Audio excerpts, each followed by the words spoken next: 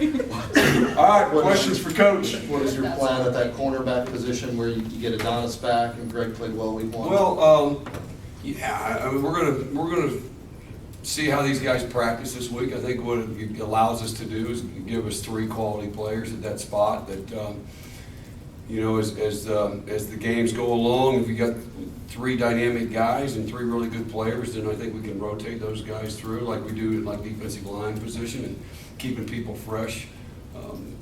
But we'll see how practice goes. You know, Donna's really practiced well during camp, just like the other guys. So we're excited to have him back, and you know, we'll just see how it plays out. But we're planning on playing all 3 of those guys. We'll probably start out the way it started the game, at least in my mind right now, and you know, we'll go from there.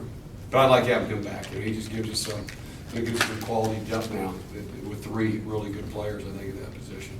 I assume you've watched tons of film on Tennessee over the summer. Was their first game sort of out of character for them offensively? I think so, yeah. But you know, you got to give Appy State some credit too. They played really, really well, I thought. And but I also thought, compared to what I saw last year, Tennessee was very vanilla. And you know, we're expecting to see a little bit more of what they did last year in this ball game. And we're going to see a team. You know, usually teams will improve the most from week 1 to week 2, and I think we'll see a much more improved football team. But it's not about them, and we got a lot of respect for those guys and what they do in the program, but we've got to have a great week of practice ourselves, and we've got to be ready for a physical ball game. You know, what we saw on this past Thursday compared to what they did last year as far as their power football game, didn't see that quite as much as you saw last year, and that's what I'm expecting, you know, this coming Saturday. Are you guys doing anything in practice or in meetings or anything to just kind of prepare the guys for the spectacle of the game? Well, not really. We've been on a big stage before. I mean, playing here in front of, you know, it's going to be about twice the crowd. But, you know, we've been at Ohio State. We've been in Nebraska. I mean, this group hasn't, but, you know, staffs, you know, we've been in some big venues. And it's just going to be an exciting atmosphere. But, I mean, it's played between the lines. It's not played up in the stands. And that's where we're really emphasizing right now, is making sure we're focused on what we can control, and that's the football game. We can't control the 150,000 plus people, which is exciting, and it's a great opportunity for us, you know, to play on the largest stage in the history of the game. But the bottom line is it's game 2, and that's really what our focus is right now. Dobbs remind you of any quarterbacks you faced? I'll tell you, it reminds me a lot of the kid at UCLA, to be honest with you. You might even throw it a little bit better. You know, we played those guys in the Sun Bowl. I think very similar as far as the ability to run and create with the ball in his hands. But been very, very impressed. Poise in the pocket, his ability to escape and create when things aren't there. And then, you know, he's got a live arm and can throw it down the field. And he's got a talented group around him. You know, he doesn't have to do it himself. He's got a dynamic couple running backs. He's got some dynamic receivers. I think the tight end will be one of the better players that we face. And then you have, you know, about 3.5, you know, number 63, their right tackle, started some last year, kind of off and on.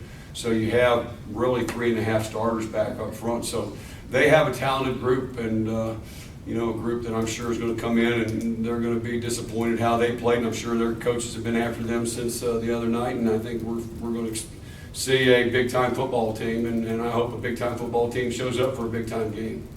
Back mean for the secondary, and what kind of role do you expect them to play? You know, it means, first it means depth. You know, Adonis is a great player. Ever since he's been here, he's been a great player. We're just looking to get better this week, and just worry about us, and just, you know, get prepared for this game. He was, you know, listed as the starter before getting into the issue, and Greg played so well in the opening game. Do you think Greg kind of sees that opportunity a little bit? Greg played a great game. As far as, you know, depth chart wise, I don't know any of that. It's not my place to speak on it. So. Did Greg impress you with his game? Oh yeah, Greg always impresses me. I mean, you know, it's nothing that we're surprised about. You know, Greg's a great player. Don's a great player. Like our whole team has playmakers. Like, that's what we're here for. You know, so it wasn't surprising. You know, first game is the most important game, and I mean each game is, you know, the next game is the most important game. So we're past Liberty, and we're on to Tennessee. When you look at Tennessee's receivers, what do you see on film? What kind of stands out about them? Big guys, go up and get the ball. Number 3 and 7 and 25, they're all have the capabilities of making plays, and that's what really stands out about them. It's just big guys that can go up and get the ball. Do you feel like that first week performance really wasn't indicative of how they play as a team? I can't speak on that. I worry about what we're doing here, and we're preparing for Tennessee, and that's all I have to really say about that. What kind of challenges does Josh Dobbs present when you're trying to game plan to stop that passing attack? Josh Dobbs is a great player. He's a mobile quarterback. He can also stand in the pocket and deliver some strikes. So when you're playing against a team like this, you have to really just focus in on what you need to do and read your keys and do everything that you just practice throughout the week. Folks, what did you see from Tennessee? I don't know how much you've watched already, but their offensive line playing the opener, it seemed like they struggled with the defensive ends in that game. I saw a lot of things from them. I see a lot of I feel like they're going to improve tremendously from week 1 to week 2, so I just got to prepare like they're going to give me their best game. We always talk about the step up in level of competition. How do you guys prepare for just knowing that, while Liberty was a good opponent, he's going to be so much of a better opponent? How do you get ready for that jump? You got to prepare for the same way every week, or else you're going to get beat. You can't treat them like they're the better opponent because they're going to be the underdogs. Bud Foster is considered one of the best defense coordinators in the nation. What was it like to be coached by him to play for his unit? It's a tremendous honor. That's why I came here. For the majority of the reason, anyways, was playing under Bud Foster coach defense. You were in there on a couple plays in the opener. How would you assess how you played off the bat? I think I did all right. I mean, I've made some plays. I definitely have room to grow and improve, especially coming into this next week. It looked like you guys were sort of like shifting fronts a lot to confuse the opposing offensive line. Is that sort of a bigger thing that you guys want to do this year, is maybe mix up how you approach defense? Yeah, we don't really disguise what we're doing now and then, so they can't get a true read of what we're doing pre-snap. So it messes up their reads and causes confusion. What can you tell us about Henry Murphy's skill set? We've heard a lot about his speed. What does he bring to you guys? He brings, he's a little bit of a country bumpkin, being from Arkansas, but he has a great personality. There's no doubt that, when you watch him run, you can tell that, he was born to do that. He was a kid that we actually recruited out of high school, had him come to camp with us, and I was there and worked him out, and I saw it for myself. So when we had the luxury to get him back, we knew that he could help, especially with, where we were at receiver. We were going to try to get him here because he was athletic, he can run, he can play the ball well. And he has a lot of toughness. You knew exactly where I was going with the next question, which was how did you know of him? How did you get him here? So Yeah. What was that process like? Well, Coach Sheamus actually recruited him out of high school, being from, the Arkansas area. So he was a kid that actually came to camp with us. We kind of knew of him. Knew he played a little bit of defense, a little bit of offense, and we could run. He was a little bit raw. He was a little raw. And ended up having to go through the JUCO ranks, but there was a little history with us and him, and I think that's what brought him here to Virginia Tech. Did you know he was going to come to you kind of game ready, or were you surprised where he is? We didn't, because I knew of him the last time I worked him out, and I said, you know what, he's going to be good, but only time will tell when he will be game ready. So when he came, it was kind of, just kind of hold on to your hat and kind of figure out where he was, But when you watch him kind of run around and starting to kind of get the flow of the game and what we were throwing at him, I felt like, he was going to be a guy that can help us right now. What's it like coaching receivers when so much of what they're being asked or were in the last game is jet sweep? Does that change? Well, we asked those guys to do a little bit of everything. Those guys have to be complete receivers. They're going to have to run the ball. They're going to have to block on the perimeter. They're going to have to catch the ball.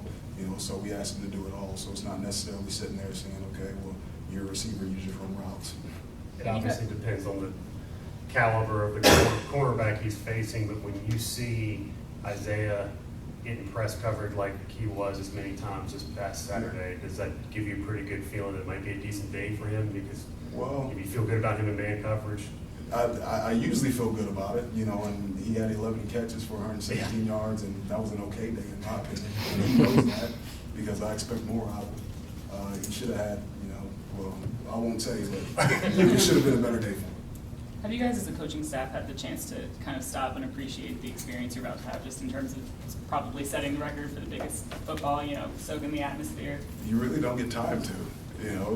Our job is to kind of get these guys ready. We feel like we're already behind the 8 ball, given the fact that, those guys had a longer week to actually prepare for us. So we're trying to get these guys ready, and we're throwing some stuff on the walls to see what we can pick up and what those guys can attain, and trying to get out there and play fast. It was a humid day. Those guys tried to get out there and work and push through some things, but I guess we'll sit back and appreciate it after.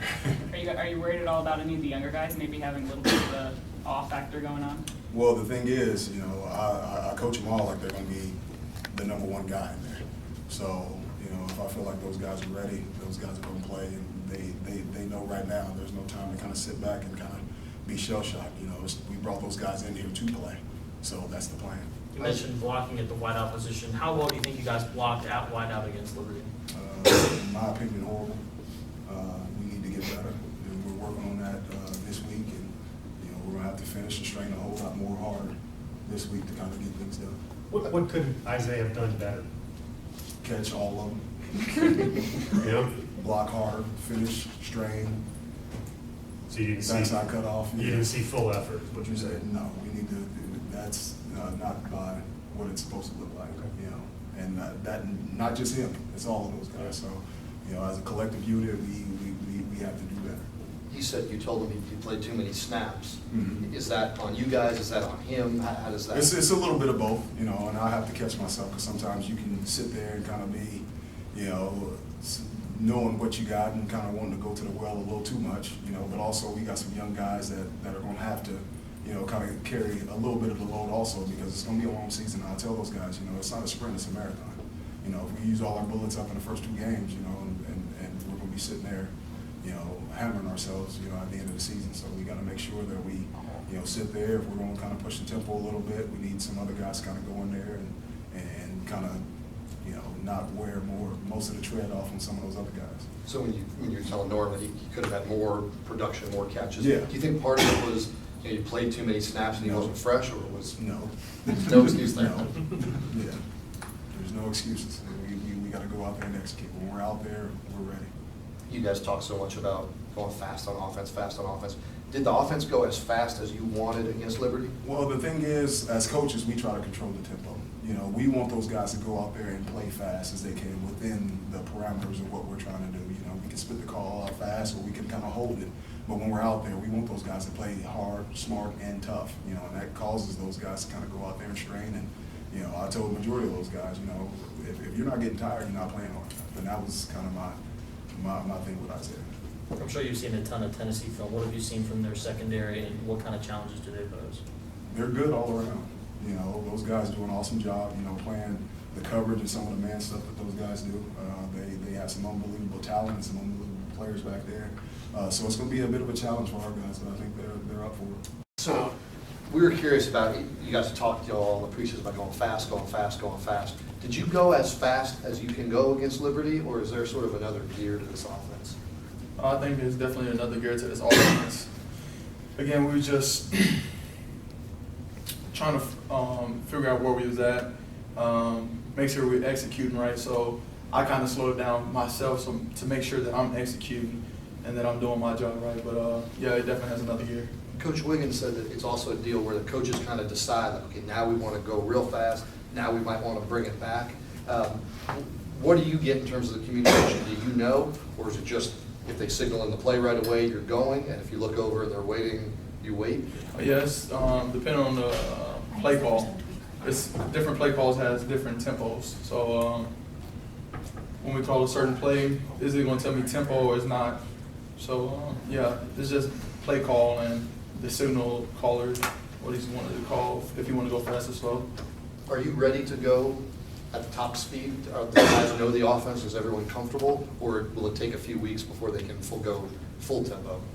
I think we're all comfortable with the tempo. I mean, we push tempo every single day in practice, so I think we're comfortable. Again, it just goes to what the play caller wants to do. If that's whether Coach Corn wants to slow down or he want to go fast, or Coach Food say, he want to slow down or he want to go fast. So it all depends on what the head man or the offense coordinator wants. We asked you right after the game how you thought you played. When you watch the film and see how you played, do you have any different opinions? No, still some good, some bad, some mistakes that I need to clean up. I mean, but that's every week. I'm a perfectionist, so I'm always going to see something wrong with my game and see where I need to get better, whether that's my footwork, whether that's a throw, whether that's looking at the right read. I mean, whatever it may be that I'm looking at, I want to make sure that I'm doing the right job so I can give the team the best chance to win. For as doing my assignment, the little part that I do have, make sure I'm doing that right.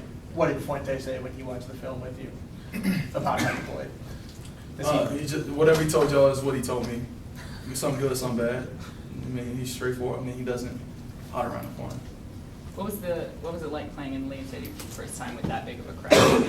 Excited. I mean, I never played in front of a big crowd before, so it was definitely exciting. It just, to me, it's another game in football with a lot more eyes on me, but it was very, very exciting going from Air Force Academy to junior college, where it's about 250 people in the stands.